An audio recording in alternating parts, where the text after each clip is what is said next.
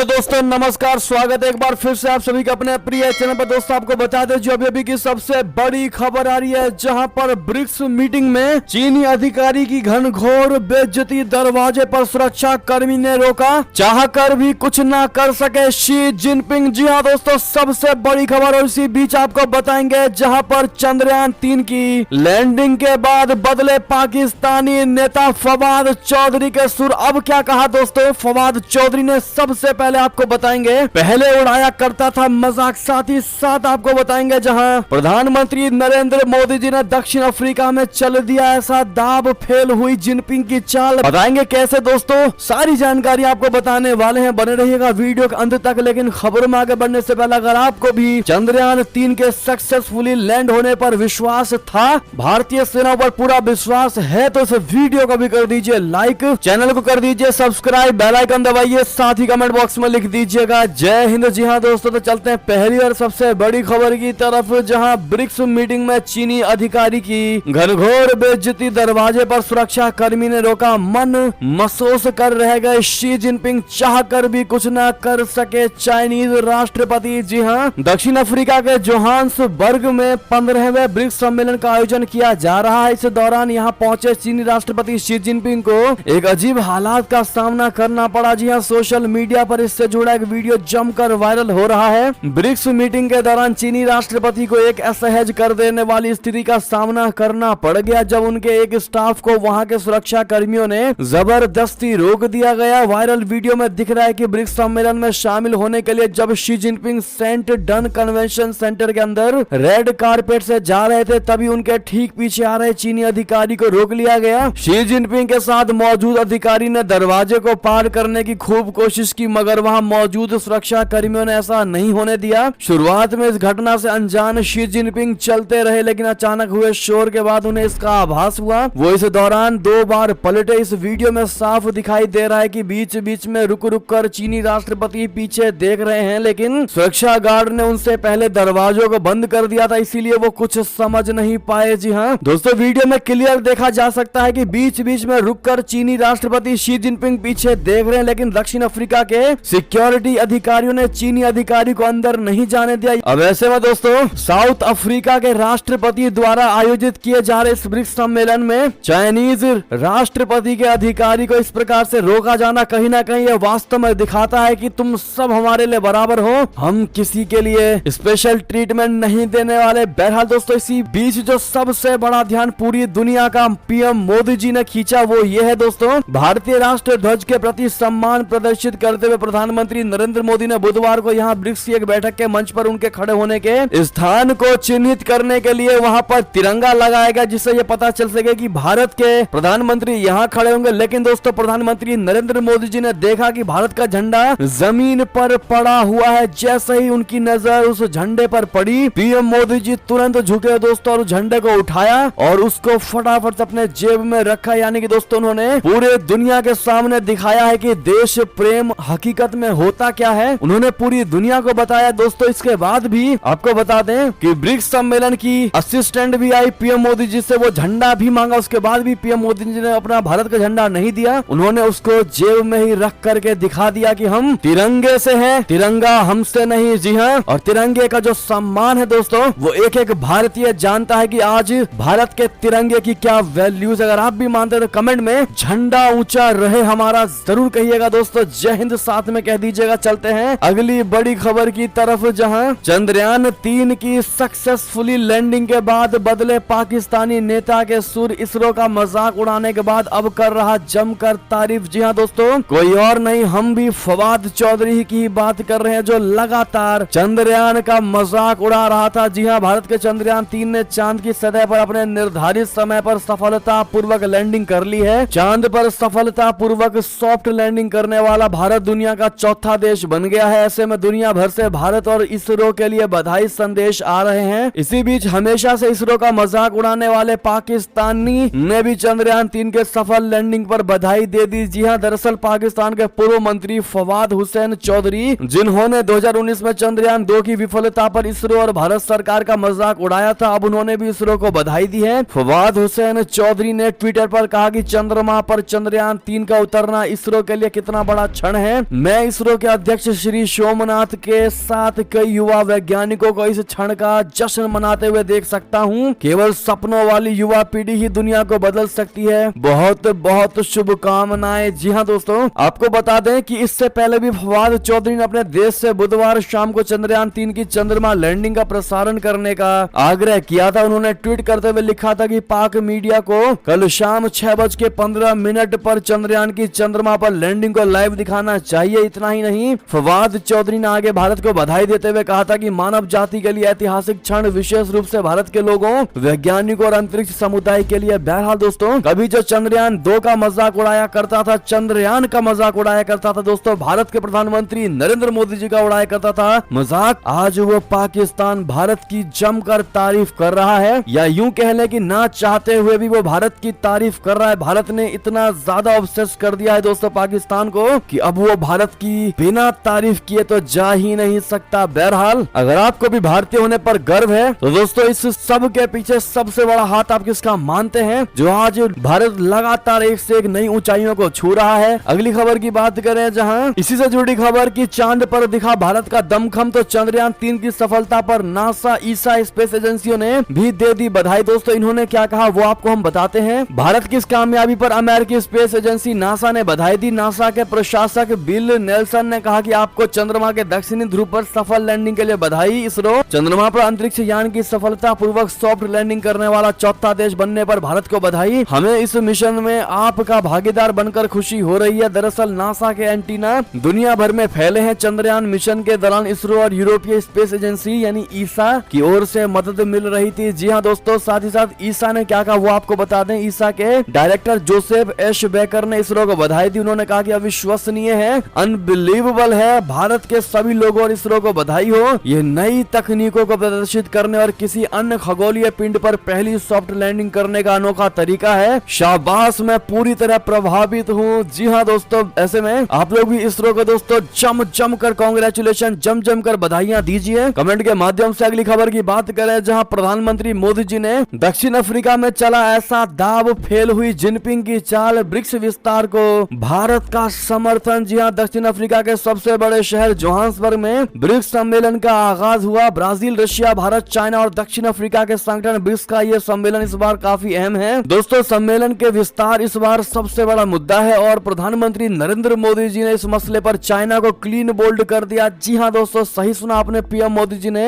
साफ कर दिया कि भारत ब्रिक्स के विस्तार के खिलाफ बिल्कुल भी नहीं है। भारत की तरफ से पहले विस्तार को लेकर विरोध जताया गया था, लेकिन अब ये ऐलान कहीं ना कहीं चीन के लिए परेशानी का सबब बन सकता है। जी हाँ दोस्तों, आपको बता दें कि चाइना पहले ये दिखाने की कोशिश करता था कि भारत ही तुम लोगों के लिए रोड़ा बना हुआ है, भारत ही तुम लोगों के लिए एक दीवार बना हुआ है कि तुमको हम शामिल नहीं कर सकते। और चाइना दोस्तों उन देशों के सामने बहुत बड़ा दाता बनने की कोशिश कर रहा था। चाइना ये दिखाने की कोशिश कर रहा था कि मैं तो तुम लोगों को इस ब्रिक्स सम्मेलन में शामिल करना चाहता हूं, लेकिन भारत ही वो देश है जो तुमको शामिल नहीं करना चाहता। यानी कि दोस्तों जिन देशों को शामिल किया जाना है ब्रिक्स में, उन देशों के सामने भारत की इमेज गिराई जा रही थी। लेकिन अचानक जैसे ही प्रधानमंत्री नरेंद्र मोदी जी ने कहा कि हमें किसी भी तरीके से ब्रिक्स में और ब्रिक्स के विस्तार का बिल्कुल भी विरोध नहीं है, ऐसे में दोस्तों भारत के प्रधानमंत्री मोदी जी ने चाइना को घुटनों तले बैठा दिया। जी हाँ दोस्तों, अब ऐसे में आपकी जो भी राय हो बताइएगा जरूर। साथ ही साथ मोदी है तो मुमकिन है जरूर कह दीजिएगा। लेकिन दोस्तों आज जितना ज्यादा हो सके इस वीडियो को शेयर जरूर कर दीजिएगा व्हाट्सएप, फेसबुक, ट्विटर के माध्यम से। चलते हैं अगली खबर की तरफ, जहां राफेल का मुरीद हुआ सऊदी अरबिया हवाई ताकत बढ़ाने के लिए फ्रांस से लड़ाकू विमान खरीदेंगे। प्रिंस सलमान बता दें, सऊदी अरब ने उन्नत अमेरिकी और ब्रिटिश लड़ाकू विमानों से बनी एक विशाल वायुसेना के निर्माण में दशकों का समय बिताया है, लेकिन बड़ी संख्या में फ्रांसीसी लड़ाकू विमान राफेल खरीदने में रियाद की रुचि एक संकेत हो सकती है कि उसे नहीं लगता कि उसके पुराने दोस्त पहले जितने विश्वसनीय हैं। फ्रांस के ला ट्रिब्यून अखबार ने अज्ञात स्रोत का हवाला देते हुए बताया कि सऊदी अरब 100 से 200 डसॉल्ट राफेल लड़ाकू विमानों को खरीदने पर विचार कर रहा है। यह रिपोर्ट ऐसे समय आई है जब इसमें बताया गया था कि रियाद अपने पारंपरिक विमान आपूर्तिकर्ता देशों से भविष्य में लड़ाकू विमानों की खरीद नहीं करेगा। पिछले साल अक्टूबर में प्रिंस सलमान के तेल उत्पादन में कटौती को लेकर गुस्से के कारण अमेरिकी सांसदों ने सभी अमेरिकी हथियारों की सऊदी अरब को बिक्री पर रोक लगाने वाले कानून का प्रस्ताव रखा। गनीमत रही कि यह प्रस्ताव पारित ना हो सका। अगर ऐसा हो जाता तो सऊदी अरब की पूरी वायुसेना जमीन पर आ जाती, क्योंकि उसके लड़ाकू विमानों के लिए आवश्यक पुर्जे और दूसरे साजो सामान नहीं मिल पाते। सऊदी अरब के पड़ोसी संयुक्त अरब अमीरात और कतर ने पहले ही पश्चिमी लड़ाकू विमानों की बदौलत बड़ी और ताकतवर वायुसेना का निर्माण कर चुके हैं, और ये भी सबसे बड़ा वजह है दोस्तों कि अब सऊदी अरबिया अपने आप को मजबूत करने की कोशिश कर रहा है। साथ ही साथ अगली खबर की बात करते हैं, जहां जयशंकर जी ने कहा कि हर क्षेत्र में श्रीलंका को मदद करना जारी रखेगा भारत, मजबूत होंगे दोनों देशों के रिश्ते, बता दें। विदेश मंत्री जयशंकर जी ने बुधवार को श्रीलंका को उसके मौजूदा आर्थिक संकट के बीच हर संभव क्षेत्र में विकास सहायता जारी रखने का वादा किया। उन्होंने वीडियो लिंक के जरिए श्रीलंका भारत संसदीय मैत्री संघ का हिस्सा रहे सांसदों को संबोधित किया और इस बात पर जोर दिया कि भारत दोनों संबंधों को मजबूत करने की दिशा में हर पहलू में काम कर रहा है। उन्होंने कहा कि भारत हर संभव क्षेत्र में श्रीलंका को विकासात्मक सहायता प्रदान करना जारी रखेगा। इस दौरान भारतीय उच्चायुक्त गोपाल बागले भी संसद में मौजूद थे और उन्होंने कहा कि 4 मुख्य क्षेत्रों खाद्य सुरक्षा, ऊर्जा सुरक्षा, मुद्रा समर्थन और दीर्घकालिक निवेश के माध्यम से द्विपक्षीय संबंधों के आगे बढ़ने की उम्मीद है। दोस्तों अगली खबर की बात करते हैं, जहां ब्रिक्स सम्मेलन में चीन के चरणों में घिरे दक्षिण अफ्रीकी राष्ट्रपति पीएम मोदी के स्वागत को भेजा, जूनियर मंत्री बुरी तरीके से घिरे। जी हां दोस्तों, दक्षिण अफ्रीका में हो रहे ब्रिक्स शिखर सम्मेलन में बेजबान देश के राष्ट्रपति माटामेला सिरिल रामाफोसा चाइना के चरणों में गिर गए। एक तरफ जहां चीन के सुर में सुर मिलाते हुए सिरिल रामाफोसा ने ब्रिक्स के विस्तार का खुलकर समर्थन किया, तो वहीं प्रधानमंत्री मोदी के स्वागत के लिए एक कैबिनेट मंत्री को भेजा। इससे पहले दक्षिण अफ्रीकी राष्ट्रपति सिरिल रामाफोसा ने खुद एयरपोर्ट पर जाकर चीन के राष्ट्रपति शी जिनपिंग का स्वागत किया था। दक्षिण अफ्रीकी मीडिया रिपोर्ट का दावा है कि भारत की ओर से इस कदम का कड़ा विरोध किया गया, तो दक्षिण अफ्रीका के उपराष्ट्रपति पॉल मोशाटीले को एयरपोर्ट पर पीएम मोदी के स्वागत के लिए भेजा गया। जी हां दोस्तों, ऐसे में सबसे बड़ा सवाल ये उठ रहा है कि क्या चीन के चक्कर में पीएम मोदी को भूले दक्षिण अफ्रीकी राष्ट्रपति, और अगर ऐसा है तो चीन के चरणों में क्यों गिरे राष्ट्रपति सिरिल रामाफोसा। बहरहाल दोस्तों, आपको क्या लगता है, अपनी राय अवश्य रखिएगा इस मुद्दे पर। साथ ही साथ अगली खबर की बात करें, जहां मोदी सरकार के एक फैसले से बड़ी अरब दुनिया की मुश्किल यूएई पर तगड़ा वाला असर, बता दे आगामी त्योहारी सीजन के दौरान देश में प्याज की कीमतें बढ़ने की संभावना है। इसे देखते हुए भारत सरकार ने शनिवार यानी 19 अगस्त को प्याज के निर्यात पर 40% शुल्क लगा दिया था, जिससे बाजार में नियंत्रित कीमतों पर प्याज की आपूर्ति बनी रहे। सरकार की ओर से जारी अधिसूचना के अनुसार 31 दिसंबर तक प्याज के निर्यात पर शुल्क लागू रहेगा, यानी 31 दिसंबर तक अगर कोई व्यापारी अन्य देश को प्याज निर्यात करता है तो उसे शुल्क के रूप में 40% सरकार को देना ही होगा। वैश्विक परस्पर निर्भरता के युग में ऊर्जा आपूर्ति से लेकर खाद्य सुरक्षा तक के क्षेत्रों को लेकर किसी भी देश का निर्णय शायद ही उस देश तक सीमित रहता है। प्याज के निर्यात पर 40% शुल्क लगाने के भारत के कदम का भी असर सिर्फ भारत तक सीमित नहीं रहा है। भारत के इस कदम से अरब दुनिया के वो देश जो मुख्यतः आयात पर निर्भर है, उनके लिए प्याज की आपूर्ति सुनिश्चित करना चिंता का विषय हो गया है। अरब देशों को कवर करने वाली वेबसाइट ने अपनी एक रिपोर्ट में लिखा है कि भारत के इस कदम के बाद गल्फ कंट्री के स्थानीय बाजारों को प्याज की कीमतों में संभावित उतार चढ़ाव के लिए तैयार रहना चाहिए। दोस्तों अगली खबर की बात करते हैं, जहां पाकिस्तान में चर्चों पर हमले के आरोपों में 60 और लोगों को किया गया गिरफ्तार, अदालत में पेश करेगी पाकिस्तानी पुलिस। जी हां, पाकिस्तान में चर्चों पर हुए हमले में पुलिस लगातार कार्रवाइयां कर रही है। हिंसा में 21 चर्चों के साथ 100 ईसाई परिवारों के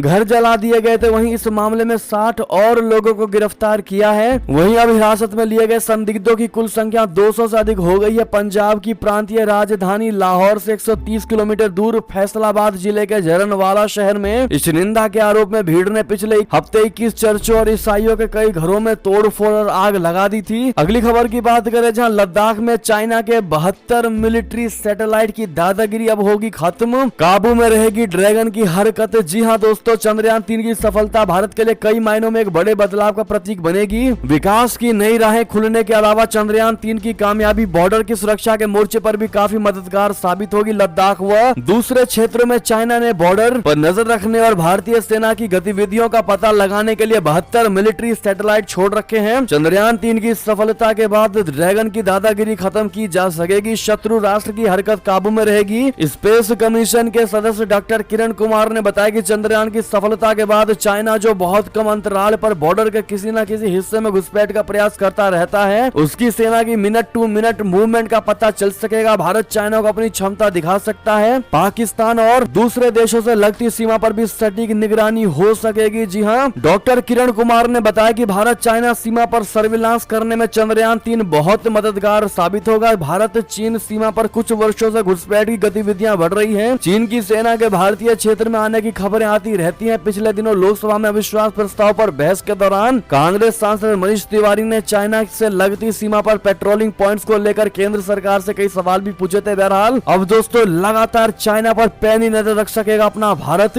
यानी कि चंद्रयान 3 सिर्फ चांद पर ही लैंड नहीं हुआ दोस्तों, अब वो भारत को हर मामले में भी मदद करेगा। चलते हैं अगली खबर की तरफ, जहां चांद के बाद अब क्या सूरज की है बारी। क्या है इसरो का मिशन आदित्य L1 जिसका जिक्र प्रधानमंत्री नरेंद्र मोदी जी ने किया। आपको बता दें भारत ने इतिहास रच दिया है, लेकिन दोस्तों अब जो प्रधानमंत्री नरेंद्र मोदी जी का बयान आया था उसमें कहीं ना कहीं ये सबसे बड़ा संकेत मिला है कि अब इसरो चंद्रयान के बाद सूरज का सफर पूरा करेगा। जी हाँ दोस्तों, आपको बता दें बड़ी खबर, भारत की स्पेस एजेंसी इसरो की वाहवाही आज देश में ही नहीं पूरी दुनिया में हो रही है। चंद्रयान 3 मिशन के सफल होते ही एक नए मिशन की चर्चा जोरों शोरों से शुरू हो गई है। जी हाँ, इसका जिक्र कल प्रधानमंत्री नरेंद्र मोदी जी ने भी किया। सूरज की स्टडी करने वाले स्पेसक्राफ्ट आदित्य L1 भी जल्द मिशन पर होगा। जी हाँ दोस्तों, साथ ही साथ दोस्तों आप लोगों से एक रिक्वेस्ट है कि जो लोग नए आए हैं हमारे चैनल पर पहली बार, वो सब्सक्राइब और बेल आइकन जरूर दबा दीजिएगा। इसी प्रकार के नए अपडेट्स को पाने के लिए अगली खबर की बात करते हैं, जहां क्या रशिया यूक्रेन युद्ध का अंत नजदीक है। पुतिन ने कहा हम तो चाहते हैं खत्म करना, लेकिन पश्चिमी देशों ने ही हम पर थोपा इस युद्ध को। जी हाँ, रशिया के राष्ट्रपति व्लादिमीर पुतिन ने